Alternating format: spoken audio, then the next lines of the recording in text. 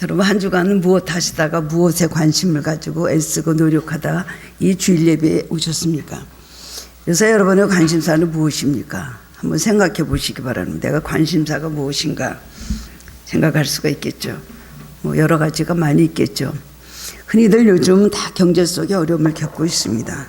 그렇기 때문에 우리도 다들 겪는 경제의 모든 어려움 속에 이 많은 부족함을, 이 많은 필요를 무엇으로 채우나 고민하다가 이 자리에 온 것은 아니신지요. 요즘 한국의 모든 기업들은 불황에 너무나 허덕입니다. 그렇게 하면 어떻게 하면 좀 여기서 일어날 수 있을까? 갖가지 아이디어를 짜내고 온갖 노력을 기울이고 있습니다. 그래도 별별 주간수간은 나지 않고 때를 기다리면서 그냥 조금 노력을 하고 땀을 흘리고 있죠. 또 가정 경제들도 매우 어렵습니다. 국가 부채가 얼마예요? 가정 부채가 얼마예요? 대단한 그런 기하급수적인 그런 숫자로 TV에서 이렇게 발표를 하는 거 볼 때 참으로 걱정이 됩니다. 소시민들 얼마나 많은 어려움을 경험습니까?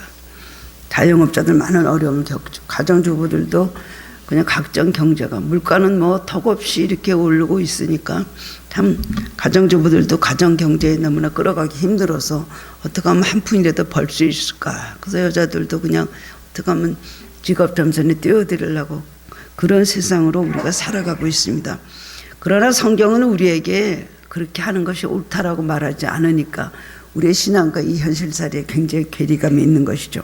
마태복음 6장 27절 28절에 보면 너희 중에 누가 염려함으로 키를 한 자나 더할 수 있느냐? 너희가 어찌하여 의복을 위하여 염려하느냐? 들의 백합화가 어떻게 자라는가 생각하여 보라. 수고도 아니하고 길쌈도 아니하느니라.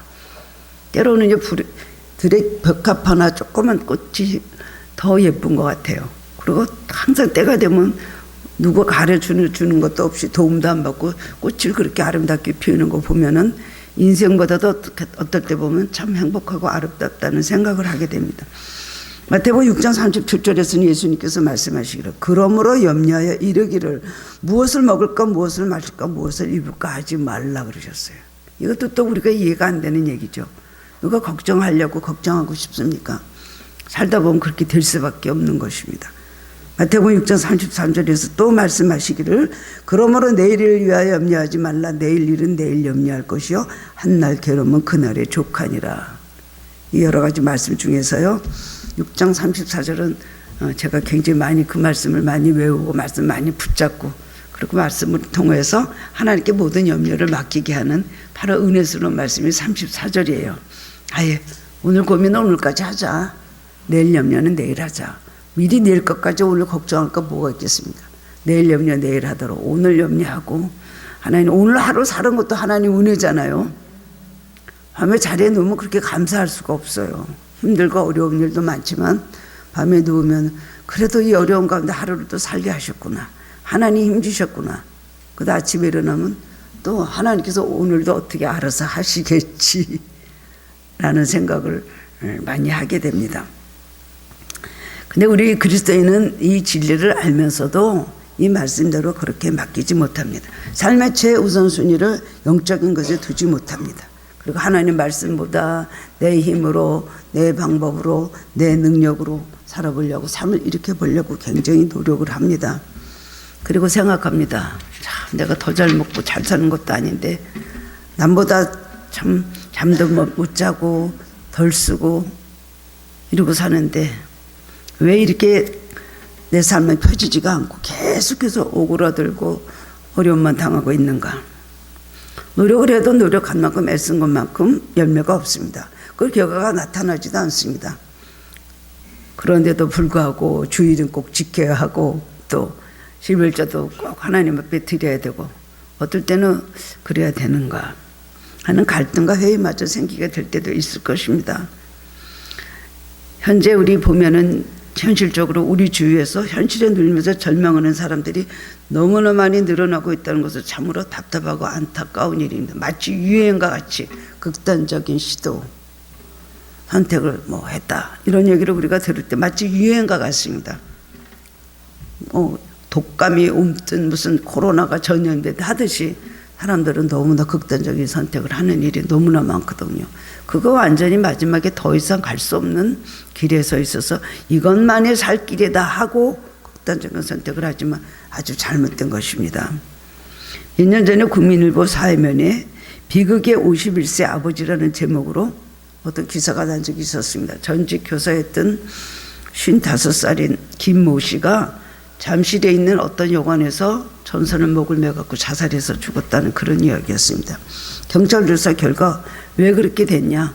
김 씨는 아내가 주식 투자를 했는데 그것을 실패로 인해서 진 빚을 갚기 위해서 자기가 평생 동안 일했던 그 직장에 퇴직금을 다 써버렸어요. 명예퇴직금도 다 써버리고 아들이 삼수를 해가지고 굉장히 좋은 대학교 S대 경제학과에 합격을 했어요.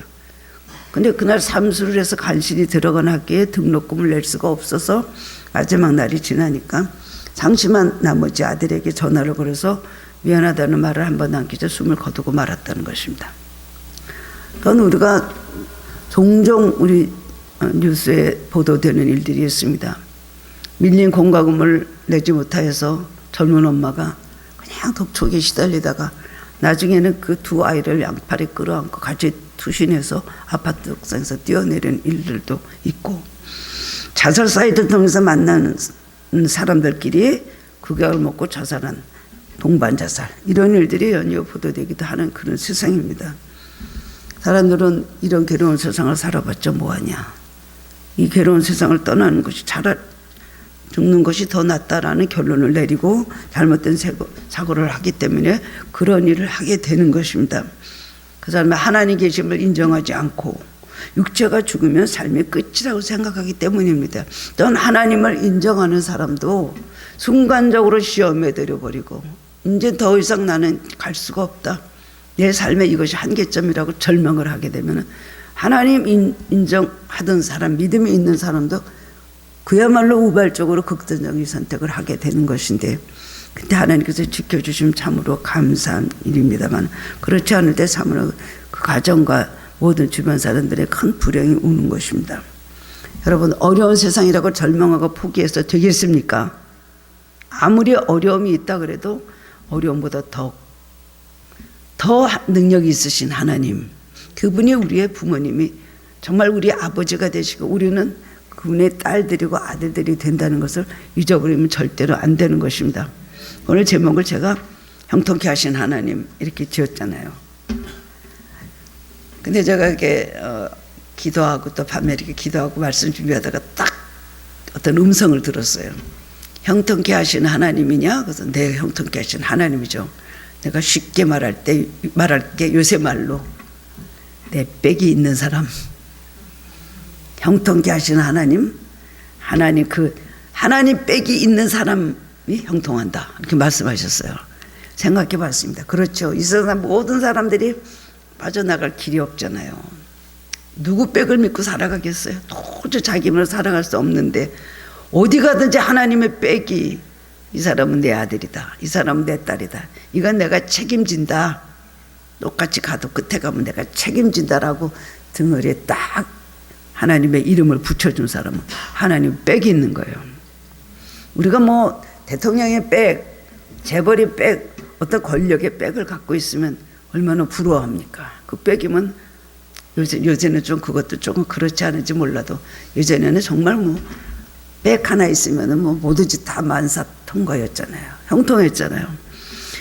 이 형통케 하신 하나님, 우리는요 하나님께서 형통케 해주시는 우리의 하나님께서 사랑하는 자녀들인데 어떤 사람이요? 하나님의 빽이 있는 사람이에요. 오늘 이 말씀 가지고 여러분 은혜를 받으시기를 바랍니다. 많은 사람들이 절망을 해요. 이런 말 있잖아요. 죽을 용기가 있으면 그 용기를 가지고 살아라. 여러분, 죽을 용기 있으면 그거 가지고 신앙으로 매달려 보십시오. 굉장한 기적이 일어납니다. 죽을 용기 있어요. 죽을 용기 가지고 한번 금식해 보세요. 죽을 용기 가지고 한번 여러분 정말 무릎 피지 말고 기도해 보십시오. 살아납니다. 문제는 그 방법을 대부분의 사람들이 모르고 있고 알면서도 그것을 삶에 적용하지 못하는 거예요. 너무나 절망과 두려움과 여러 가지 고통이 누르고 있으니까 희망의 빛을 볼 수가 없는 것입니다. 그리고 옳은 방법대로 실행하지 않고 실천하지 않기 때문에 축복을 받지 못하는 것입니다. 오늘 본문에 나오는 요셉이 가졌던 신앙과 윤리와 도덕과 사상은 철저히 하나님께로부터 나온 것입니다. 하나님께 기초한 신앙인 것입니다. 요셉은 우리가 살고 있는 시대보다 훨씬, 우리가 겪는 이 모든 어려움보다 훨씬 어려움을 겪었습니다. 우리가 이렇게 아무리 어려움을 겪어도 이렇게 드라마틱한 삶을 살 수는 없죠. 얼마나 인생의 최 밑바닥을 살았습니까? 그런데도 불구하고 나중에는 애굽의 국무총리까지가 되는 축복을 받게 됐다는 것입니다. 우리보다 더 심한 고통스러운 삶을 살았어요. 요셉에 대한 기사는 창세기 37장에서 50장까지 기록되어 있습니다. 그는 구약에 나오는 훌륭한 영웅들 가운데 한 사람입니다. 아브라함 다음으로 가장 정말 추앙받는 그런 신앙이라고 할 수가 있습니다. 요셉을 이끌어서 그리스도의 예표다, 그리스도의 상징이라고 말할 수가 있습니다. 우리는 누구나 형통하는 복을 받기를 여러분 원하고 있죠. 매일 기도할 것입니다. 살면서 그냥 고난이 오지 않게 해주시고, 고난이 왔다 해도 금방 그것이 펴져서 형통하게 해주십시오. 우리는 매일 그렇게 기도합니다. 형통하는 사람 보면 부러워해요. 저 사람은 저렇게 복을 받았을까? 어떻게 저렇게 만사 형통할까? 그렇지만 하나님께서 주시는 형통은 고난 없이 처음부터 끝까지 형통으로만 가지 않습니다.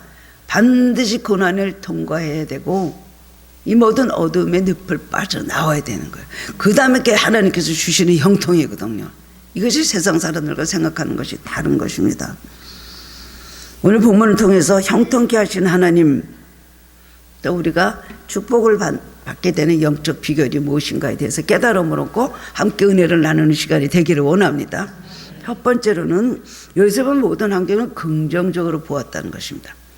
요셉이 형통할 수 있던 영적 비결은 자신의 모든 환경을 항상 긍정적으로 봤어요. 어디 가든지 항상 긍정적으로, 그리고 어려운 가운데서도 잘 될 것으로 믿는 마음을 가지고 밝게 살았다는 겁니다. 점점 그렇게 됐어요. 항상 밝고 꿈속에 살았던 사람이에요. 사람에게는 좋은 점이 다 있습니다. 사람이 태어날 때부터 악하게 태어난 사람 없습니다. 태어날 때는 다 그래도 좋은 마음 가지고 착한 선한 마음 가지고 태어납니다. 다 순수한 마음 갖고 태어나고 진실한 성품을 가지고 있죠. 애기들이 태어날 때부터 얼마나 순수합니까? 얼마나 천진난만하고 얼마나 맑습니까? 그런데 세상을 살아가면서 점점 악에 물들기 시작하면 이런 장점들을 하나씩 둘씩 다 버리게 됩니다. 그리고 그 악이 그 사람의 생각과 마음과 삶 전체를 완전히 덮어버리는 거예요. 완전히 잠식해버리는 거죠. 좋은 점을, 악한 것이 선한 모든 것들을 다 덮어버리게 되면은 양심이 마비됩니다. 깨달음이 없어집니다. 인간으로서 할 수 없는 비인격적인 악한 행위를 하게 되고 결국 망하게 되는 결과에 이르게 된다는 것입니다. 그 이유는 사람이 선악을 분별하는 능력을 잃어버리면 무조건 환경에 타협하고 물질과 타협하고 사람 속의 역사는 악한 영과 무조건 타협을 하게 되기 때문입니다. 그러나 성공한 사람들은 유혹이 있고 시험이 있고 장애물이 있어도 자신을 포기하지 않고 자기의 좋은 장점을 살려서 자기를 개혁시키고 자기를 변화시키려고 열심히 노력했다는 것입니다. 자신의 부정적인 면보다 긍정적인 면을 더 개발하고 바라보는 사람들은 승리할 수가 있습니다. 요셉은 매사 긍정적인 성격의 소유자였습니다. 17살의 형들의 시기로 인하여 억울하게 애굽의 종으로 팔려갔습니다. 하루아침에 정말 축복받고 사랑받는 그런 아들이었던 요셉이 얼마나 사랑했는지 아버지가 채색옷을 입혔어요. 규정이나 왕정이나 이런 있는 채색옷을 지어 입힌 그런 아들이었는데 갑자기 하루아침에 포승줄에 묶여가지고 그 다음에는 애굽으로 종으로 노예로 팔려갔습니다.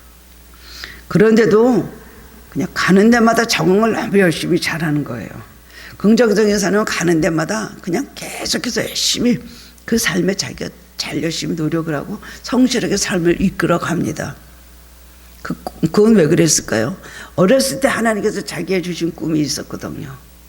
그 얘기하니까 형들하고 아버지 막 요셉을 갖고 책망을 했잖아요. 뭐 형들이 너한테 절을 하겠느냐? 너의 아버지와 어머니가 너한테 절을 하겠느냐? 그 꿈을 얘기하니까 막 굉장한 비난이 오고 또 그것 때문에 형들이 요셉을 굉장히 증오하기 시작한 시기 질투하기 시작한 그 시작이 되었습니다. 근데 그 꿈을 계속 가지고 있었어요. 이건 하나님께서 주신 꿈이야. 2번이나 내가 꿈을 꿨는데 이건 절대로 없을 리가 없어. 믿음을 가지고 있었기 때문에 항상 긍정적인 마음이었어요. 나는 보디발의 집에 처음 갔을 때는 조금 쫄쫄 울었을지 모르는데 요셉을 생각해 보면 아마 간지 한 6개월쯤 돼서 보디발의 집에서 종으로 일하면서 막 노래 부르면서 일했을 것 같아요. 신이 나가지고요. 그런 밝은 그런 성격의 소유자였다는 것입니다. 긍정적인 마음이 있었기 때문에 삶의 어둠을 보지 않고 그 다음엔 밝은다는 걸 봤다는 것입니다. 그 자기의 장점을 살려서 삶을 힘차게 잘 이끌어갔습니다. 요셉의 그 자기의 장점이 뭘까요? 그냥 항상 이렇게 밝게 사는 것, 열심히 사는 것, 성실하게 사는 것, 그리고 똑똑한 것, 그리고 남한테 배려를 굉장히 잘하는 성격을 갖고 있잖아요. 말도 아주 많이 잘했던 것 같아요. 심성이 곱고 이 사람의 그 장점이 그거였더라고. 성격을 보면 그랬기 때문에 가서도 열심히 그때부터 열심히 일했다는 것입니다. 결국 국무총리가 되었습니다. 형들을 만났을 때 형들이 내가 요셉이야. 내가 형들이 나를 해굽에 팔은 내가 요셉이야. 내가 동생 요셉 팔 때 형들은 너무 놀라가지고 거기서 얼어붙었잖아요. 충격, 그 다음에 두려움. 이제 나 어떻게 복수를 할 것인가 무서워서 벨벨벨 떱니다. 그럴 때 뭐라 그랬어요? 요셉은 하나님의 생명을 구원하시라고 나를 당신들보다 먼저 보내셨다. 그렇게 말하는 거예요. 증오심과 원망을 뛰어넘은 그의 신앙의 고백이라고 할 수가 있습니다. 형들이 자신에게 한 일을 얼마든지 부정적으로 볼 수 있죠. 한마디로도 할 수 있죠. 내가 뭘 잘못했다고 나를 갖다가 죽이려고 하다가 그 다음에 웅덩이에 나를 던졌다가 그 다음에 나를 살려서 애굽으로 와서 그래도 내가 이렇게 살아 있었는데 내가 이렇게 될지 몰랐죠. 안 그랬겠어요. 우리가 다 한마디는 했죠. 한마디도 안 하는 거 두려웠던 형들에게 아닙니다. 하나님께서 우리의 생명을 구하시려고 나를 형들보다 먼저 여기 보내신 거야. 그 다음에 아버지가 야곱이 세상 떠난 다음에 형들이 굉장히 두려워하는 거예요. 이제는 드디어 보복을 하고 우리를 다 어떻게 죽일 것이다 생각했을 때 두려워하지 마시오. 하나님께서 여기에 나를 보내신 것은 하나님이 보내신 거지 당신들이 보낸 것도 아니라고 그렇게 말하잖아요. 그래서 당신 걱정하지 말고 그래서 당신의 자손들까지 내가 다 먹이겠다고 약속을 하는 거예요. 그리고 울고 항상 어디 가나 요셉은 눈물이 있었어요. 눈물이 많으면서도 밝은 성격의 소유자는 참 주님이 좋아하십니다. 잘 울면서도 또 많으면서도 항상 이렇게 밝고 긍정적이었다는 것입니다. 그건 어디서 나왔을까요? 모든 것을 하나님께서 주신 은혜로 해석했습니다. 긍정적인 마음이 되는 것은 이 모든 나쁜 일까지 고통스러운 일까지 나에게 당한 심한 환난 전체가 하나님께서 주신 은혜였다. 받은 모든 사건을 긍정적으로 받아들일 수 있습니다. 그게 바로 그리스도인이요 하나님께서 원하시는 모습이라고 할 수가 있는데 우리는 그렇게 잘 안 되잖아요.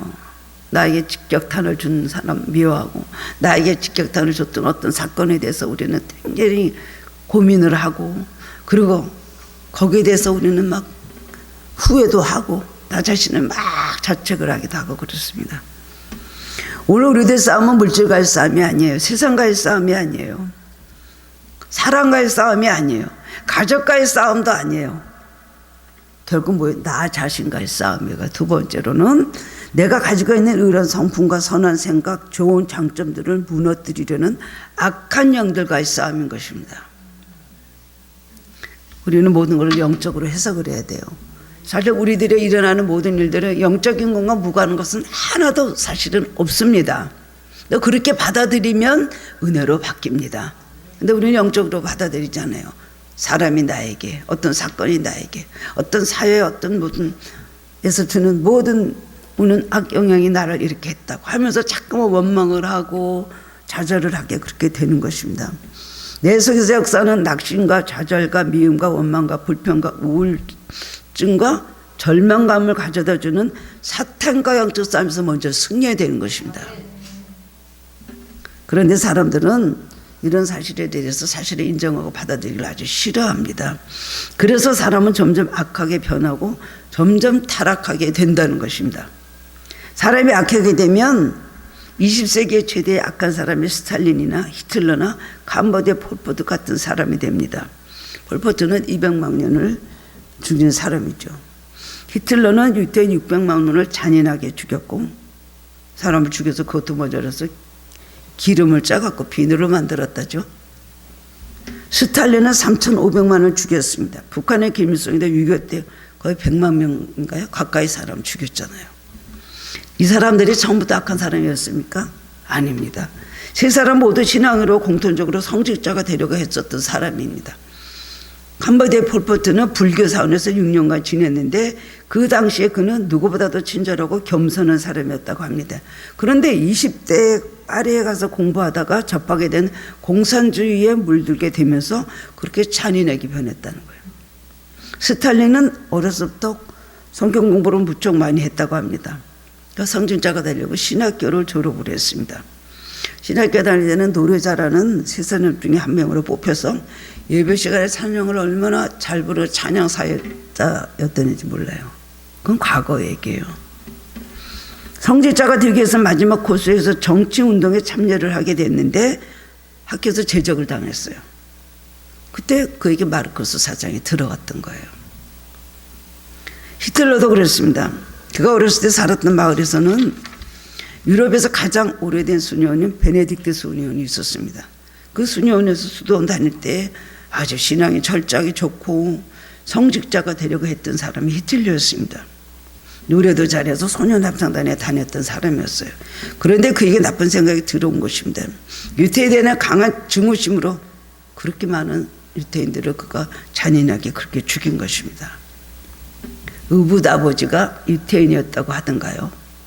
그 증오심에 작은 데서부터 시작을 해서 유태인을 다 죽여야 되겠다. 이런 것들은 사실 정신병자라고 할 수가 있습니다. 정신병자죠. 뭐를 전체적으로 냉정하고 넓게 바라보지 못하고 분별하지 못하는 건 정신병자라고 할 수가 있는 것이죠. 그리고 김일성이도 그렇습니다. 기독교인이었어요. 철저한 기독교인이었죠. 어머니는 권사님, 외삼촌은 목사님. 김일성이도 크리스찬으로서 그렇게 찬양을 그렇게 가끔 부르고 그랬대요. 제일 좋아하는 찬양이 인내하신 구세주여 내 말가 비오니 개인 오라 하실 때 날 부르소서. 울하기만 하면 그 찬송을 불렀다네요. 그게 무슨 소용이 있습니까? 노래 부르는 거로 끝나고 자기 생각으로 끝나는 것이죠. 자기의 영은 악한 영이 완전히 사라져서 마귀의 종이 됐는데 그걸 모르는 거예요. 세 사람 공통점 모두가 자신의 환경과 처지를 비관하고 마음속에 타인에 대한 미움과 타인에 대한 적개심으로 가득 찬 사람들이었다는 거예요. 신앙생활하면서 그런 거를 다 뽑아내지 못하면 소용이 없는 것입니다. 그런 악한 것들을 뽑아내지만 자기의 단점들을 뽑아내고 장점을 길러야 되는데 단점만을 붙잡고 단점을 길러서 장점을 다 말살해버리고 자기 모든 단점 속에서 살아가다 보면 결국은 시작은 좋았으나 나중에는 너무나 악하게 된다는 것입니다. 지금의 현실이 아무리 어렵다 해도 요새과 같이 억울한 종살이 환경은 우리가 아닙니다. 그렇죠. 뭐 영적으로는 뭐 정신적으로는 저도 감옥 안에 있습니다. 할 때가 많이 있겠지만 사실은 요새과 같은 그런 정말 기관 그런 환경이 되지는 않았습니다. 그럼에도 불구하고 요셉은 매사의 모든 환경을 긍정적으로 바라봤다는 것입니다. 그 사람과 우리가 다른 점이 무엇일까요? 형통하게 하나님 어디 가나 형통하게 하시고 공무총으로 높여주신 이유가 무엇일까요? 긍정적으로 세상을 봤다는 것이죠. 여러분 긍정적이지 않고 매일 나는 안 될 거다, 나는 나쁠 거다, 내 미래는 굉장히 비관적일 거다를 생각하면 오늘 그거를 믿음의 쪽집게로 뽑아내시기 바랍니다. 아무리 힘들고 어려도 지나가는 과정이다. 나는 잘 될 거다. 신앙에도 오기가 있어야 되겠더라고요. 오기가 생기면요 자기 운명에 대해서 또 선포를 하게 됩니다. 마귀에 대해서 선포하게 됩니다. 환경에 대해서도 선포를 하게 됩니다. 신명기 8장 보면요 이스라엘 백성이 광야에서 너무 가난하게 정말 고생을 하면서 살았잖아요.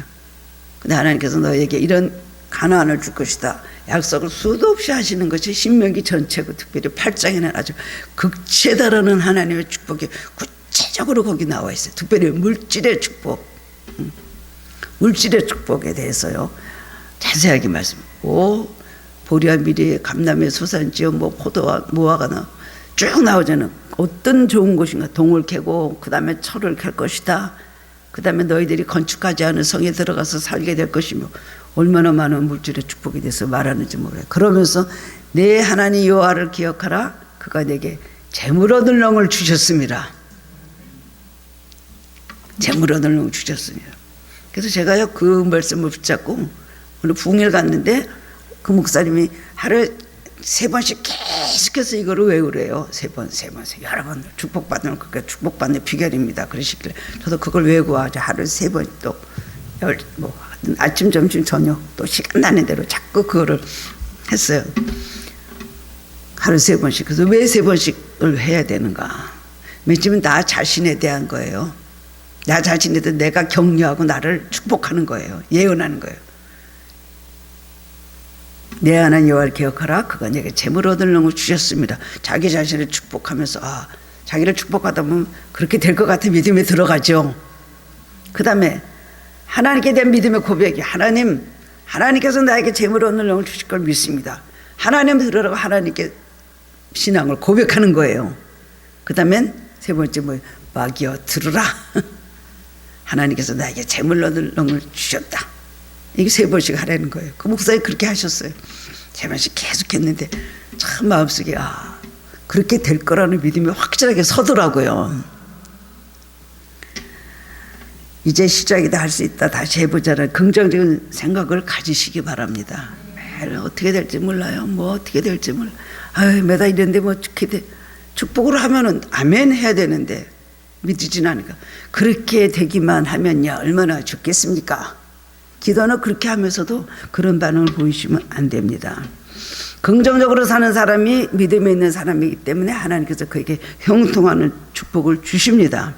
긍정적인 마음 자체가 하나님께서 주신 마음이거든요. 하나님 부정적인 마음이십니까? 어떤 죄인도 너는 고침을 받았을 수 있어. 어떤 낭패된 삶을 산다 할지라도 너는 이루어질 수 있다. 격려하시는 하나님, 위로하시는 하나님, 우리를 형통케 하십니다. 긍정적인 마음은 꿈과 희망, 믿음과 소망, 그리고 사랑을 가져다 주는 것입니다. 두 번째로는 요셉은 끝까지 하나님을 경외한 사람이었습니다. 요셉이 형통할 수 있는 영적 비결 두 번째는 고난 가운데도 하나님을 경외하는 믿음을 버리지 않았다는 것입니다. 그 얘기는 곧 하나님을 섬기고 하나님을 바라봤다는 것입니다. 언제 어디서나 우리는 하나님을 바라봐야 됩니다. 이 요셉은 아버지 야곱으로부터 신앙교육을 아주 철저하게 잘 받은 사람이었어요. 뭐 여러 자식들 중에 요셉은 신앙교육을 잘 받고 아버지의 가르침을 잘 이해되는 받아들였던 그런 사람입니다. 하나님을 믿음으로, 그렇기 때문에 신앙교육을 철저히 잘 받았던 그가 그 다음에는 모든 시험을 그 신앙교육을 받은 것으로 인해서 이겨낼 수 있었다는 거예요. 이건 하루아침에 되는 것은 아닙니다. 요셉은 그렇기 때문에 종살이 하면서 나는 이제 돈 좀 벌어서 살아보자 그러지 않았습니다. 어떻게 하면 내가 이제 발짝을 쳐서 살아볼까 그러지도 않았다는 것입니다. 출세에도 명예에도 초점을 놓지 않았습니다. 그러나 하나님 가는 곳마다 그를 형통하게 하셨고 그의 모든 필요한 것을 채워주시고 그 다음에 높여주셨고 정말 세상적인 놀라운 성공도 그에게 이루어주셨습니다. 감당할 수 없을 만큼 많은 축복을 주시고 그에게 이름을 높여주셨습니다. 모세는 40년 동안 바로의 궁정에서 고등교육 받았지만 그것으로 이스라엘 백성을 구원하지 못했습니다. 40년 동안 광야에서 더 연단을 받고 난 이후에 정말 이스라엘 백성을 구원해내는 완전한 사람이 되었어요. 그러나 요셉은 30세 애굽의 국무총리가 되었고 그 지혜로 애굽과 인근의 모든 백성을 기근에서 구원하였습니다. 사람들은 눈앞에 보이는 현실에만 관심이 있습니다. 멀리 바라다 보는 영적 눈이 없어요. 현실만 보여. 눈으로 보이는 것만큼만 판단하고 기뻐하고 그것 때문에 왔다 갔다 하고 현실만 갖고는 흔들리면서 올라갔다 내려갔다 합니다. 그렇기 때문에 불순종합니다. 믿음으로 인내해야 되는 훈련도 제대로 받지 못하고 원망과 불평과 짜증과 낙심으로 일관합니다. 고난 속에 숨어있는 하나님의 축복과 형통을 바라보지를 못합니다. 하나님을 바라보는 사람과 영적인 것을 바라보는 사람과 세상을 바라보고 사람을 바라보고 눈으로 보이는 이 모든 찰나적인 것, 가시적인 것만 보는 사람하고는 완전히 살아가는 양상이 아주 다릅니다. 우리는 어디를 바라보는 사람입니까? 우리는 영적인 세계를 바라보는 사람들입니다. 높은 것을 위해서 우리는 그 차원을 향해서 달려가는 사람입니다.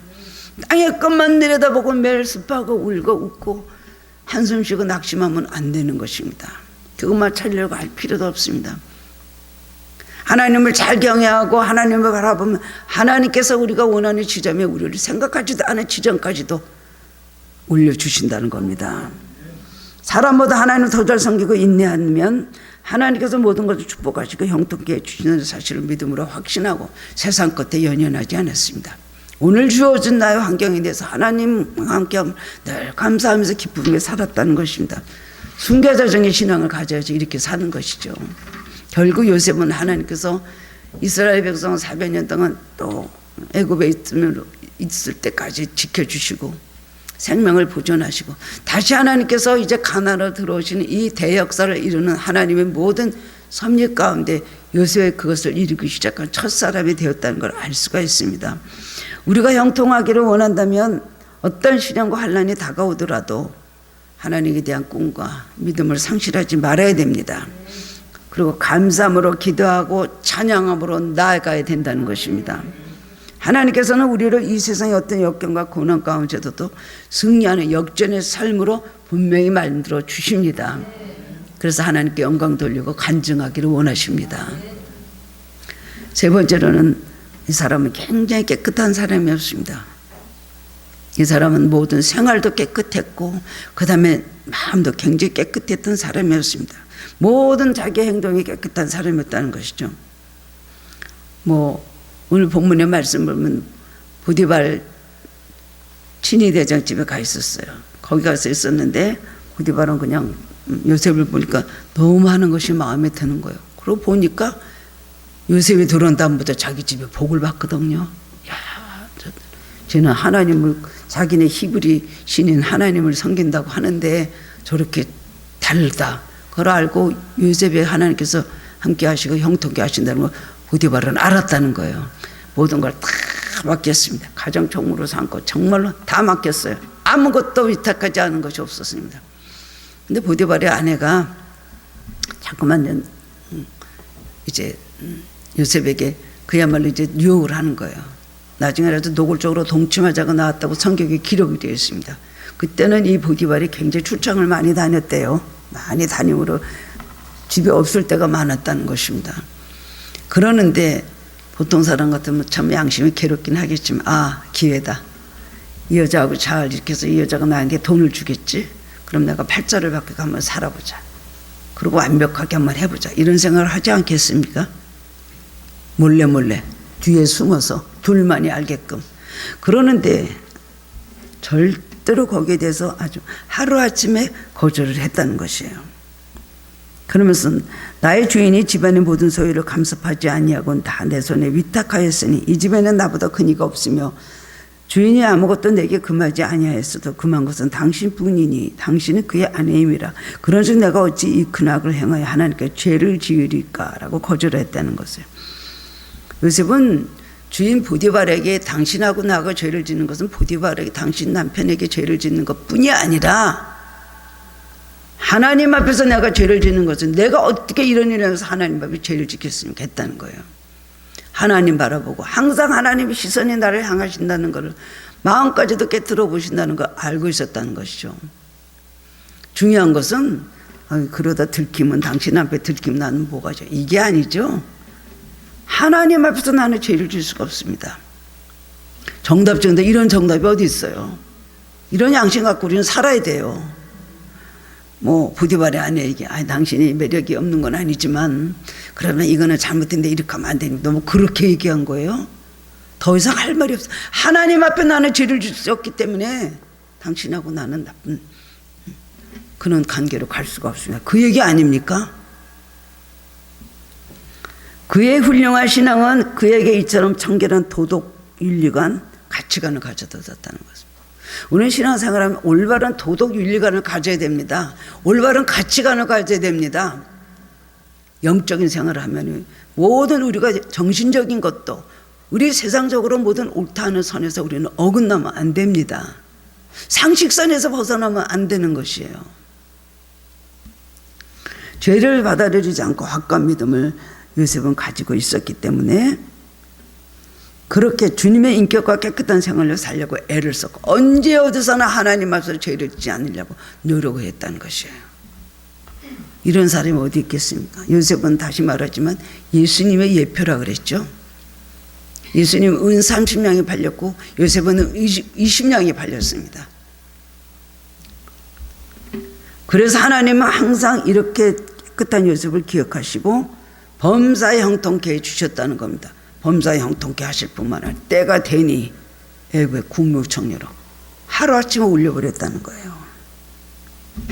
그리고 정말 보디발의 아내를 거절함으로 인해서 누명을 쓰고 오히려 강간죄에 누명을 쓰고 감옥에 가게 되는데 거기 가서도 기분이 늘 좋고 자기 걱정이 아니라 거기 가서 술 굽는 사람, 떡 빚는 사람, 술 빚는 사람 그 사람 2명을 꿈을 해먹으려 해줬죠. 아침에 일어나서 오늘 얼굴이 왜 안 좋으십니까?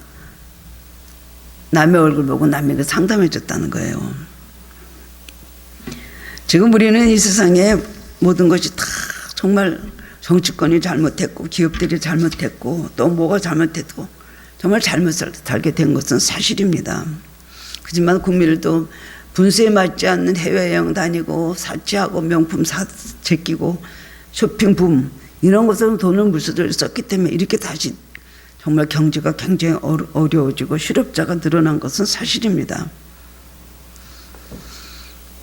이 세상의 젊은이들이 지금 마약에 빠져갖고 정말 TV 뉴스를 보면 너무나 답답합니다. 왜 저럴까? 도대체 저런 건 어디서 어떻게 저렇게 쉽게 구입을 할까? 걱정이 되는데요. 여러분 형통하기를 원하십니까? 하나님의 축복이 삶에 넘쳐나기를 원하십니까? 하나님 기뻐하시는 삶을 살면 됩니다. 믿음으로 살면 되는 것입니다. 모든 부정적 환경에서도 긍정적인 미래를 바라보고 주신 꿈을 잃지 않고 하나님께 대한 믿음을 더욱 굳게 하고 깨끗한 마음과 양심을 가지고 생활에 나아가는 것입니다. 혼자만 형통하게 되는 것이 나로 인해서 내 가정과 내 이웃과 모든 우리 교회와 사회 민족이 우리는 부흥하고 성장되는 축복을 받게 되는 것입니다. 하나님 빽이 있는 사람, 어디가냐 하나님 말씀 한마디로 우리를 늘 지켜주시는 사람, 하나님의 빽이 든든히 뒤에 있는 사람 되시기를 축원합니다. 만사가 형통하고요. 고난을 겪지만 끝에 가면 잘 됩니다. 끝에 가면 역전합니다. 끝에 가면 하나님 영광 돌리고 하나님 나라를 사랑하시는 것 더욱더 우리가 하나님을 간증하는 날이 오게 해 주실 것입니다. 형통케 하신 하나님이 감동을 받으시기까지 여러분 인내하고 노력하는 성도님들 되시기를 주님의 이름으로 축원합니다. 사랑의 주님 은혜를 감사드립니다. 오늘 말씀으로 위로를 받습니다. 그리고 격려하신 하나님, 살아계신 하나님을 저희들이 생각하고 감사를 드립니다. 그러나 우리 그 하나님을 섬기다는 우리는 지금 어떤 모습으로 살아가고 있는지요. 우리를 온전히 변화시켜 주시기를 원합니다. 우리들도 요셉과 같이 형통하는 복을 받기를 원합니다. 하나님 인정하시고 높이시는 축복을 받기를 원합니다. 그러하다면 요셉과 같은 믿음, 요셉과 같은 인격, 요셉과 같은 생활로 정말로 축복받게 하여 주시옵소서. 거짓이 없는 믿음, 진실된 믿음, 그리고 주님을 닮은 성숙한 인격, 그리고 정결한 생활로서 하나님께 영광 돌리게 하시고 어디로 보나 흠없는 삶으로 하나님께서 우리에게 예비하신 축복을 다 받기에 부족함이 없는 축복의 사람들 되게 하여 주시옵소서. 여러 가지로 어려움이 많이 있습니다. 형통하는 복을 허락하여 주시옵시고 우리도 이제 얼마 남지 않았는데 정말 새해를 바라봅니다. 주님 형통케 하시고 축복하여 주시옵소서. 예수님 이름으로 기도드리옵나이다. 아멘.